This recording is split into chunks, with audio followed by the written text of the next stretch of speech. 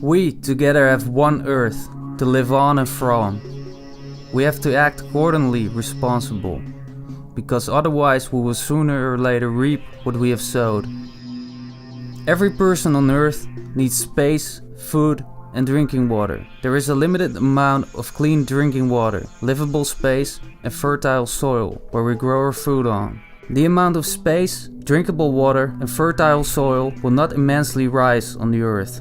This is what you call the carrying capacity of the earth. The livability for human, nature and animal is determined by large through the climate and the oxygen levels on a planet like the earth.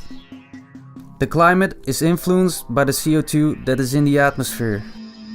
More CO2 means less livable for man. The people are solely responsible for 50% of those CO2 emissions. With every new product that we make, house that we build, or car drive that we make, the level of CO2 rises. Every year, we intend to pollute less and put less CO2 in the atmosphere, and we make goals for less CO2 emissions.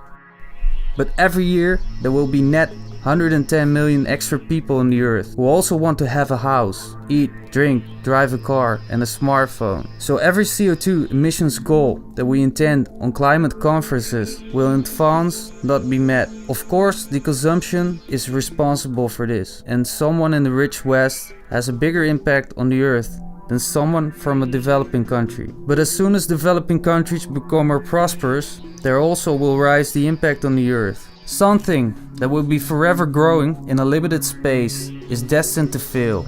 And there is room for a whole lot of people on the earth. But will there be livable space, drinkable water and resources and energy for everyone's need? And how much space is needed for humans to feel comfortable? To maintain the long-term livability for humans, there must be found a balance between the amount of people and the carrying capacity of the earth. The long-term carrying capacity of the earth is 529 million people. We are since 2016 on more than 8.3 billion people, amply too much for the long term. 15 times too much even.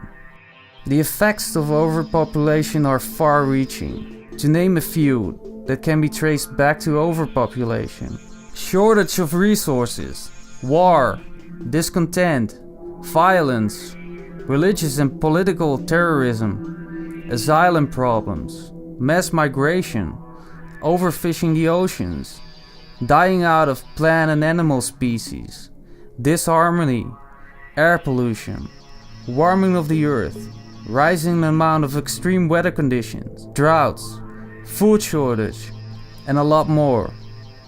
We have reached the root of a big problem. But there is a solution, which is simple. How unpopular or freedom inhibiting this may seem, the solution is a worldwide 7-year birth stop, followed by a strict birth control for many generations, enforced by the individual governments. Whoa, sounds harsh, and maybe even inhuman, but think about the inhumanity that is being caused by overpopulation. We have the choice between planning and control, and creating a paradise on earth, or endless growth with the belonging destruction and misery. We, the people, operate often badly as one, but the situation asks for maturation. Special to note is that religious, nature protecting, climate enforcing, governing and political organizations never have put this obvious problem on the agenda. Maybe not enough guts? Too busy with their own careers? Not a positive long-term vision for humans? Not a popular topic? Who knows? However, we have to enforce our governments to take this unpopular measure. We are not going to let our earth to be unlivable, right? For ourselves, our children and grandchildren, we are required to take action now. Click on this link to sign a petition for a planned birth control and a path that leads to a balance in check with the carrying capacity of the earth.